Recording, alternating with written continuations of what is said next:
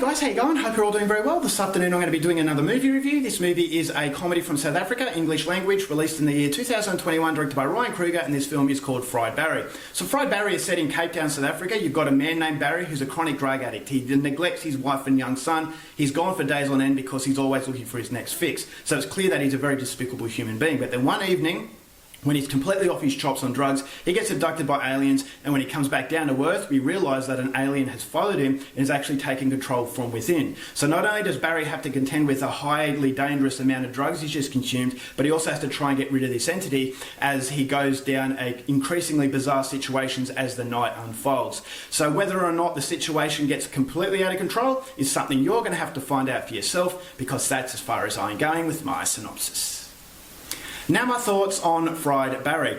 This is a crazy film, and if you go in there with the right expectations, I can see this movie being a fan favourite for the simple fact that it's not afraid to stick its middle finger up at the PC crowd. This gives me renewed hope that not all directors have lost their sense of humour, is that in a world where PC culture says what you can and can't laugh at, this is a welcome breath of fresh air because it is not afraid to laugh at really horrible things that are very, very offensive. And so if you are the sensitive type, this movie is definitely not for you, but it doesn't make any promises that it's going to be for you. So if you watch it at your own risk.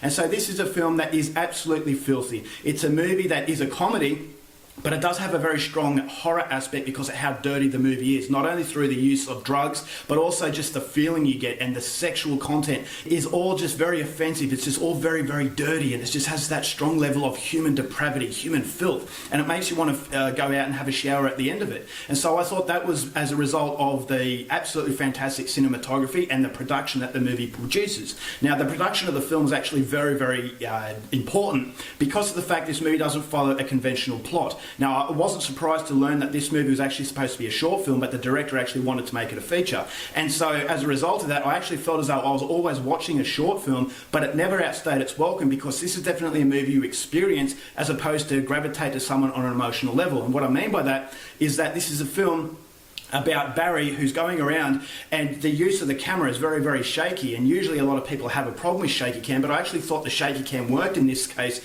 because of the fact it gives you a very disorientating quality, and that disorientating quality is allowing you to basically emulate what it is to be on a drug trip without taking drugs. And the filthy sort of atmosphere that the movie produces actually makes you feel as though you're involved in a drug world without actually leaving your living room. So you have the confines of safety, which allows you to bask in the glory of all the depravity that is actually taking place in front of your very eyes. So the colour palette was very fever pitched. It's like a fever nightmare where you wake up and you're just so glad that you're out of that experience. So very vibrant colouring. I thought the techno sort of aspect of the film was just very jarring, and so it's got that disorientating effect not only from the shaky cam but the soundtrack that actually makes you feel nauseous. That nausea is basically what it is that Barry is going through because of the high level of drugs he's consumed. And so not only does it actually make you feel as though Barry's on the trip, but you're actually going on the trip as well. So it's a very funny film, and I thought as though the script actually really worked. A lot of people, as I said, have said that this is not a funny movie, but if you actually go in there not afraid to laugh at really horrible things,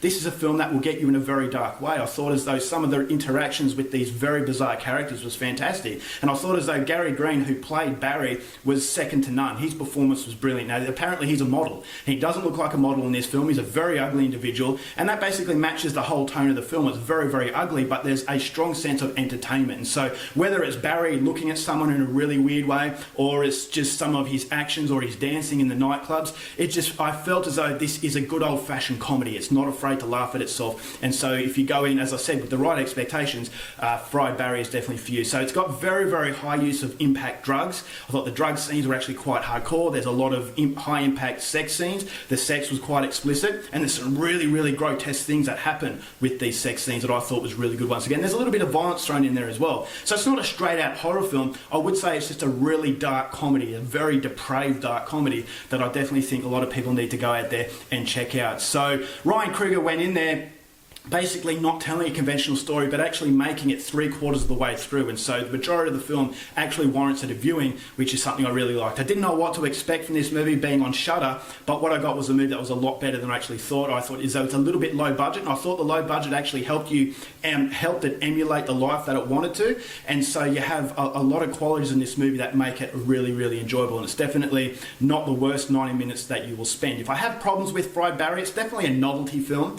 It has that feel that it's a short film idea, but it's just those really random encounters that you actually look forward to, and you like Barry without any character development because of the funny antics he gets up to. And so, as I said, it's definitely something you experience as a viewer. But my issues with the film was that the fact that after, say, 3/4 of the way into the film, it does become a little bit tiresome. I thought as though it went 20 or 30 minutes a little bit too long. So it kind of elongates certain situations that I didn't think it really needed to be extended, and I thought as though it dragged a little bit. And I also didn't like the side element of the aliens. I thought the science fiction sort of element really didn't fit. I thought it was very much out of place, and I don't know why it existed, because it would have been just the same if Barry was going on a drug bender. And maybe this is a hallucination as a result of his drugs, I don't know. But I just don't know why the science fiction aspect was there, because it didn't really need it. So pushing that aside, it's not a brilliant film, but it doesn't promise to be. But what it is a laugh, and in this PC culture, this is exactly what we need. So as a result, I'm going to give Fried Barry 3 stars. Go out there and see it.